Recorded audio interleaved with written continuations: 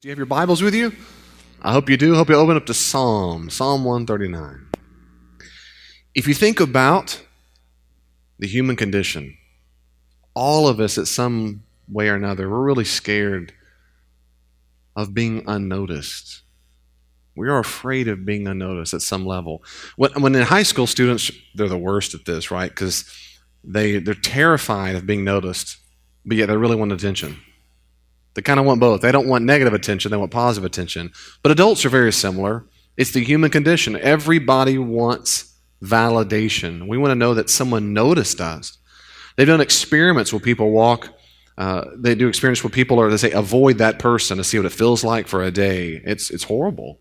It freaks them out. They do that no one even notices you. Oftentimes people who do horrible things in schools or the suicide, they'll say, so-and-so just kept to themselves. On the letter will say, no one even cared that I was here. They go throughout life and no one really notices. And it doesn't matter how many people in the room. People live in New York City, say, I can walk on the streets full of people and feel completely alone. Feeling alone, feel like no one's going to care, no one's going to notice you is a human problem. Everyone wants to feel like someone noticed we're here and that we matter. Some people have severe phobias of it, and it's called agoraphobia. Two different kinds of phobias. You can say it's the fear of forgetting, but then it's also used as the fear of not being remembered, the fear of being ignored, that you just don't matter. And it is part of what we humans go through. I mean, if we're honest, everyone wants to be noticed a little bit. They care about it. People in the church work all the time. I walked in that massive church and no one noticed me. I remember I went to a church one time in a different city in Texas, and I visited the church when I first got there, and for 6 weeks, no one spoke to me. And I went to a Bible study. And on the 6th week, there was a luncheon coming up, and a woman came out of nowhere with a clipboard and said, Are you coming to lunch? I go, what lunch? Hello, I'm David. 6 weeks. And I'm a pretty healthy, mature guy, but I'm thinking, man, how many weeks does it take before I'm even noticed I'm alive here? And that's unfortunate. Imagine going through life, all your life, and no one caring. And one of the sad things, it seems to me, is when people go through death. A major problem in the U.S. are a lot of John Does and Jane Does. In fact, our morgues are filled with them all over the U.S. People who die who are completely unknown. There's no IDs. They're not in the system. No family is looking for them, as far as we know. And they all just get cremated. There's no funeral, no farewell, just none. This is all over the place, all cities all over the U.S. It's a big problem that we have. The psalmist today in Psalm 139 reflects on being fully known in Psalm 139. Now, the situation is probably that the psalmist has been accused of doing something wrong, and he's saying, I'm innocent. That's probably the what's going on. But before he goes there, he has this really incredible, fascinating, maybe not too novel, but a great, fascinating way he's articulated the way God really is. I hope you have your Bible open or a Bible app or something to Psalm 139. He says, O Lord, you've searched me and you know me. You know me. You know when I sit down, when I rise up. You discern, you understand my thoughts from far away. You know exactly what I'm thinking. You search out my path and my lying down, and you're acquainted with all my ways, every little idiosyncrasy. Even before his word is on my tongue, O Lord, you know it completely. You know exactly what I'm going to say. You hem me in, or that is, you press from in and out, behind and before. You lay your hand upon me. Such knowledge is too wonderful for me. It's so high I can't even attain it. That is, I can't grasp how you know a person so well. Now, my parents knew me that well, particularly my mom. She knew me pretty well. She didn't know my thoughts. But the closest thing after that really is my wife.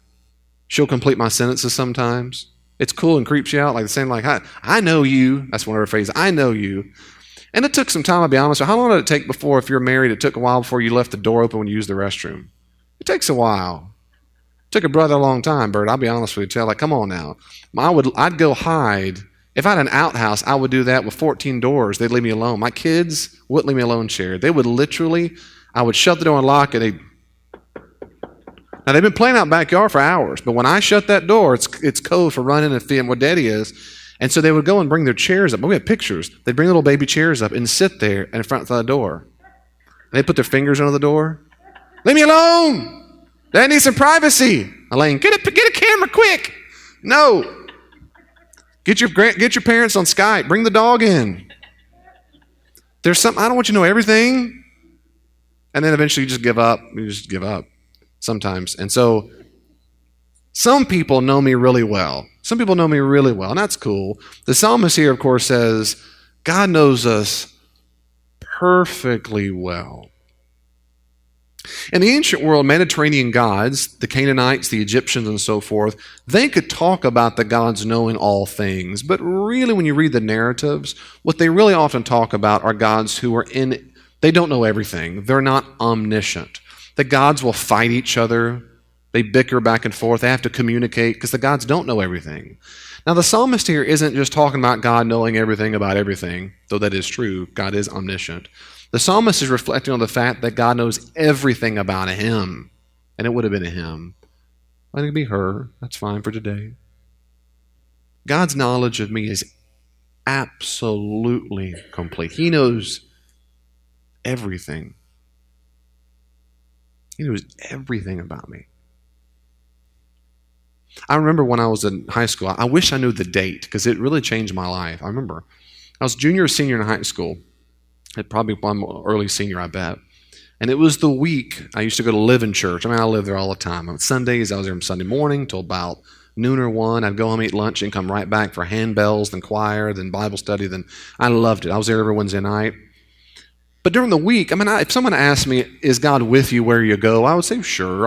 I believed it. But I remember the one week it hit me. God is with me everywhere I go. He knows everything about me.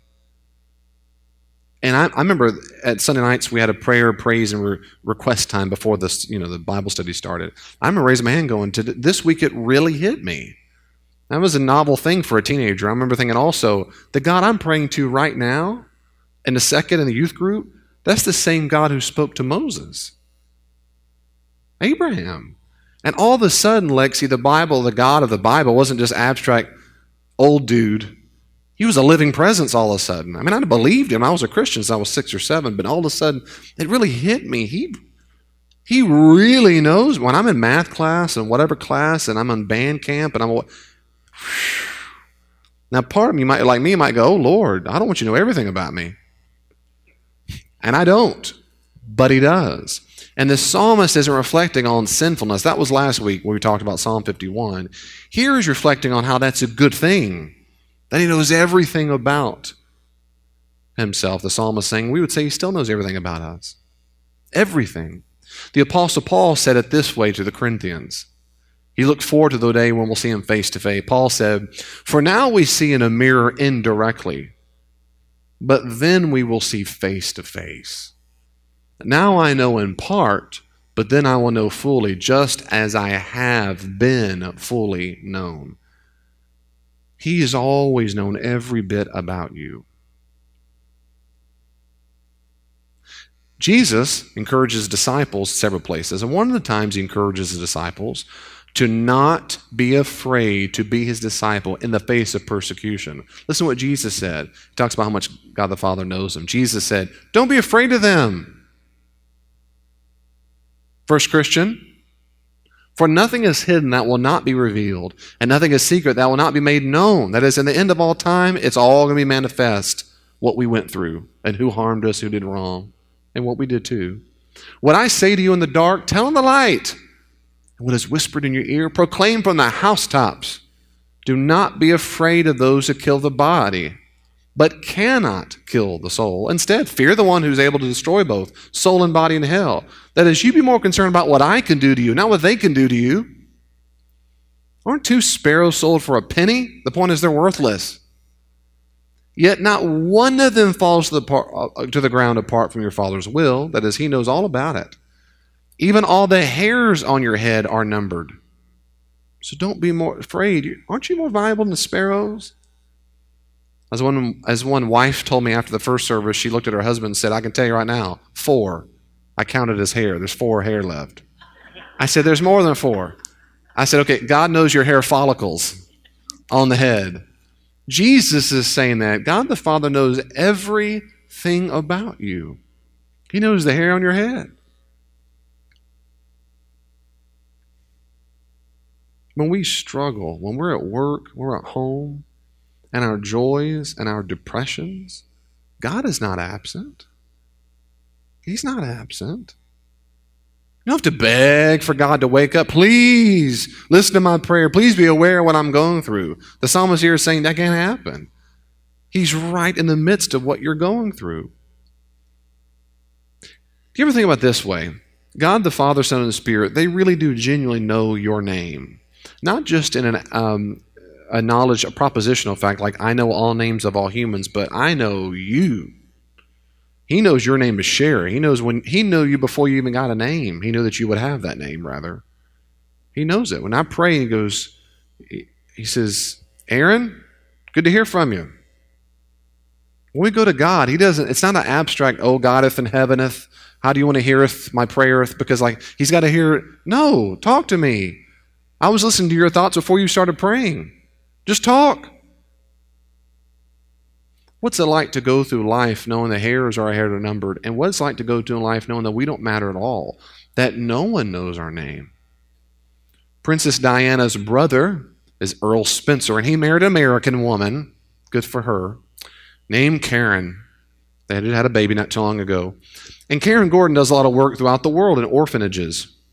And she goes through and trains the workers how to do what we might call common sense things for kids. But what they notice on a lot of these orphanages in real third world countries, that the kids, of course, were not developing well. They weren't gaining weight. They weren't growing that tall. They had mental retardation, all kinds of speech, behavior problems, all kinds of issues. And she'd go there and train them and say, well, if you hug them and love on them, say kind things to them, take care of them, let's see what happens kind of thing. And of course, you imagine, they filled up, grew up. Almost all the disorders went away. They slept well, ate well. And she said, I can't explain to you the kind of conditions you see all around the world. We would ask kids where they're from. They don't know. We would ask all kinds of questions. They don't know. We would meet kids who didn't have a name. I remember talking to one kid in particular. I was asking the worker, what's his name? She goes, I don't know. She goes, well, does anyone know? She goes, no. I said, what do you mean you don't know their name? She goes, no one knows his name. He's been to so many orphanages in 3 years, we don't know what to call him. So they had to make up a name.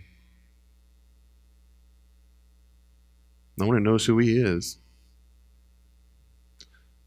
That's a real fear that we can have. The psalmist is saying it is not like that with God. You are not shifted around through seasons of life, through bad relationships and bad dreams or good dreams, and God's like, I forgot all about them. Oh, what's up? What's your name, Greg? Okay, nice to meet you.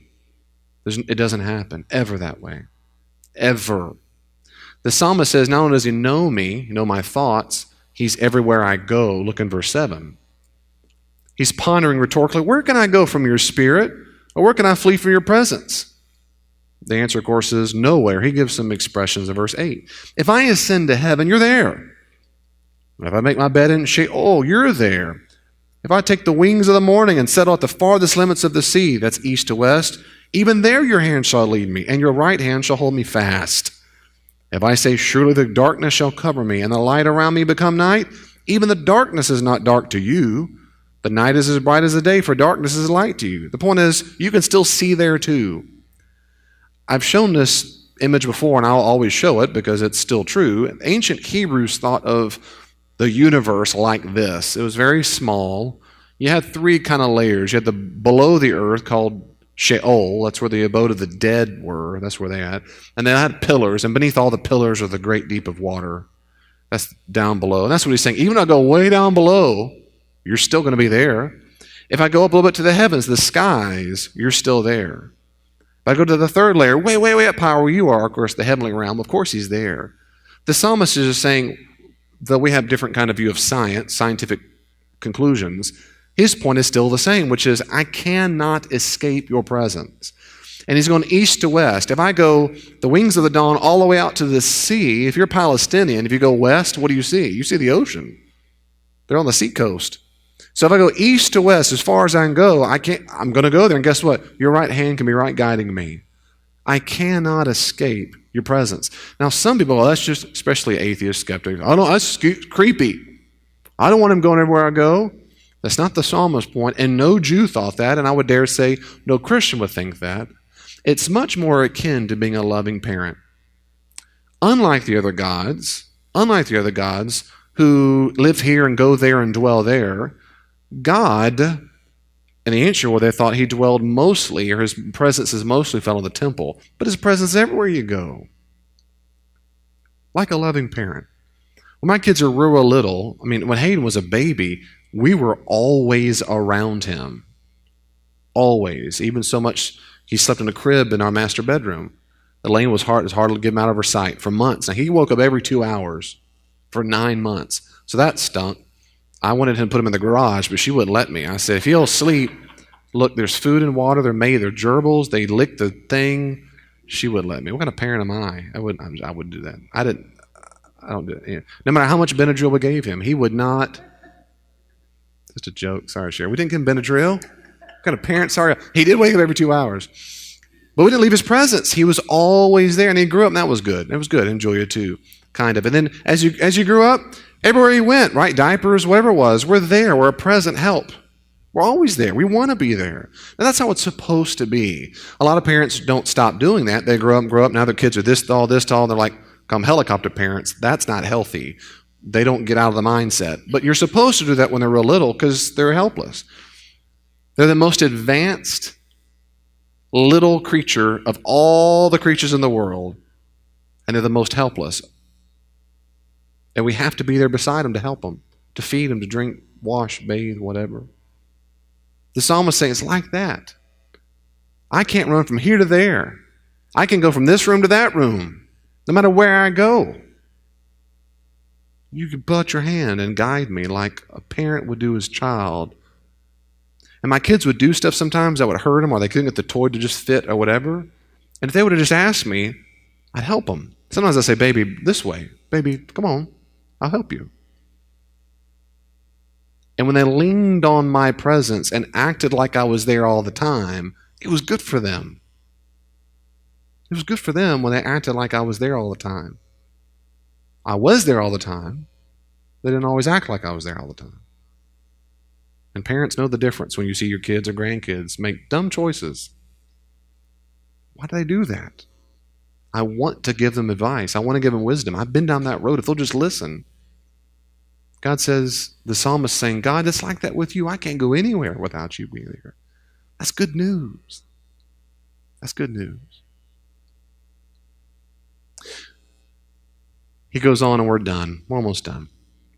Not only does he know everything about me, and he's everywhere I go, and this next section, he knows everything about the length of my life. Look in verse 13.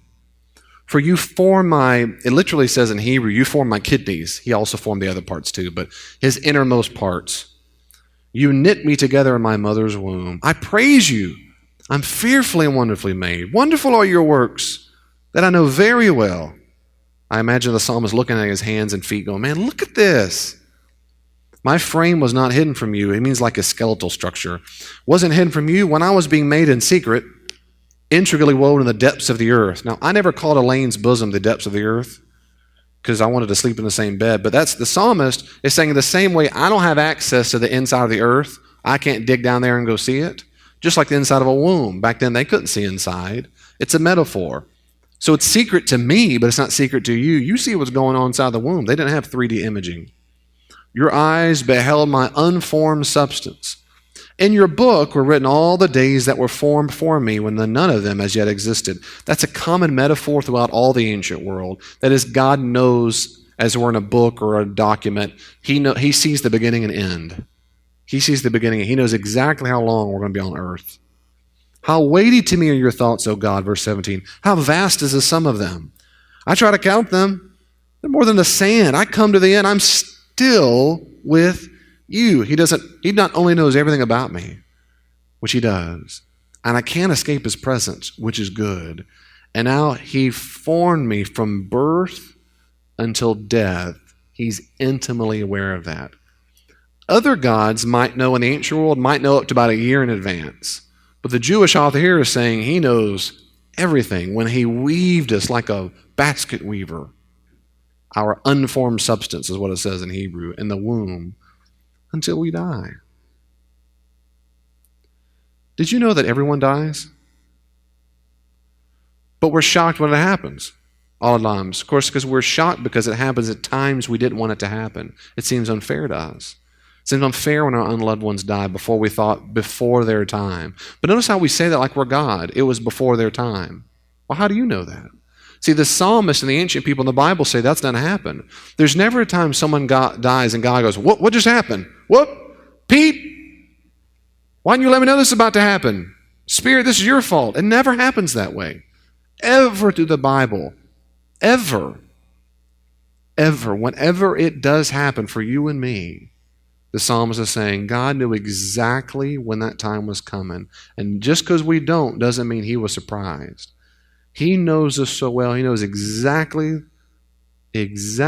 what was going on at the embryo stage, as we would say in our zygote stage, all the way to the end.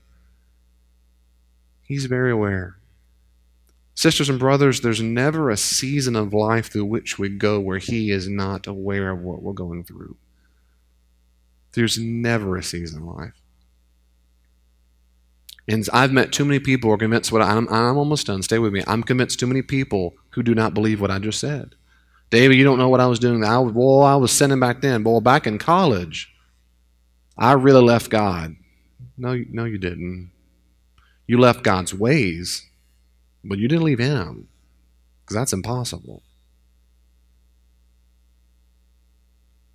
Someone just the other day asked me if it was okay to do this particular sexual sin. Was that bad? What if we all know we're going into it together? What's the big difference? And I go, well, you know who's going to be there? And they go, well, so-and-so. I said, no. They won't be there. What about this? You know who else is going to be there? She said, I don't know. I said, God. She made this horrible face. Kind of creeped her out. I said, it should. Don't you realize everything you do and every plan you have about this stuff? That's not wise to do that choice you're thinking about doing, because he's with you there too. Everywhere, about everything, all the time. So my last encouragement is this. Well, as the psalmist, I don't want to end there. I have to end it. The psalmist goes on to say, God, search my heart and mind. I know I'm not guilty of what these other people are accusing me of. I'm not like those enemies of yours. But if my encouragement to you this morning is anything, it's this. Please don't be afraid to be vulnerable. Please don't be afraid when it comes to God to say, you know what? God, there are certain areas of my life I'm welcome for you to have. I'm welcome. I'll do all this church stuff, religious stuff, whatever that nonsense means. I hear that all the time.